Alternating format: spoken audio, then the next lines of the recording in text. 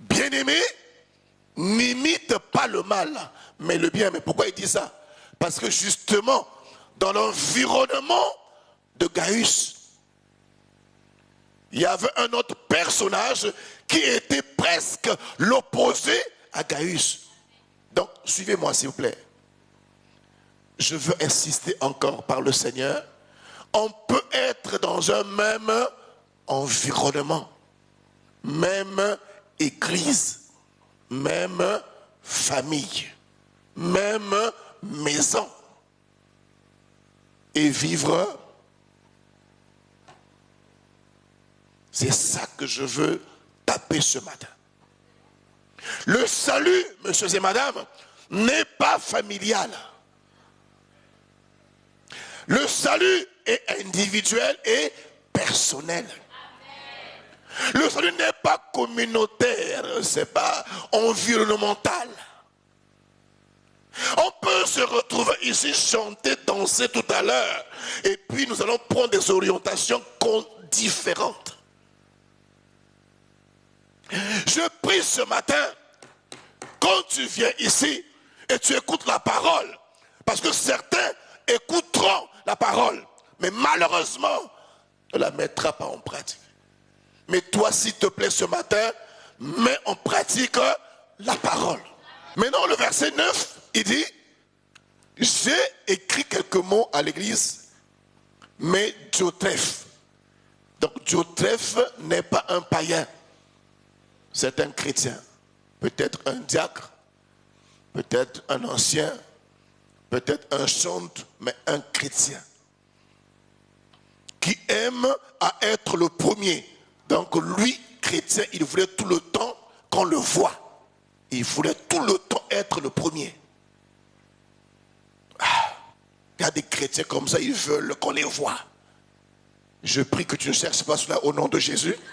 Et la suite, parmi eux, ne nous reçoit point. Donc n'a pas même voulu souhaiter recevoir l'apôtre. Mais nous avons ici pas un païen. Si c'était un païen, l'apôtre Jean ne va pas parler de lui. Voyez comment on peut avoir dans un même environnement Gaius et Diotrephe. Je prie que tu ne sois pas Diotrephe. Parce que malheureusement, dans toutes les églises, il y aura des Gaius et des Diotrephe. Et la suite, c'est pourquoi, si je vais vous voir, il parle, il écrit avec beaucoup de douleur, je rappellerai les actes qu'il commet. Qu'est-ce qu'il faisait? Il faisait du mal. Ne te fatigue pas. Même si apparemment tu pries, rien ne marche. Non, ne te fatigue pas. Continue. Et on nous dit, pour cette endurance, cette persévérance, de prendre comme modèle nos anciens dans la foi, aller dans Hébreux 11. C'est pourquoi aujourd'hui, s'il y a un frère ici, une soeur qui souffre, prends un modèle comme Job. Prends Job. Quand tu souffres là, apparemment, il n'y a pas d'issue, prends le modèle Job. Dis, Seigneur, Job a souffert. Le frère Job a souffert. Mais à la fin, tu as fait. Quand je regarde Job, je suis encouragé. C'est tout, amen. Mais au départ, il a dit quoi? Portez le regard sur le rocher, portez le regard sur votre père Abraham. Pourquoi? Abraham, il a tellement souffert, il a trop souffert. À Sarah, qui a dit, dans la semaine, on l'a vu ici, je suis déjà vieux, je n'ai pas de désir. Mais elle a eu un enfant.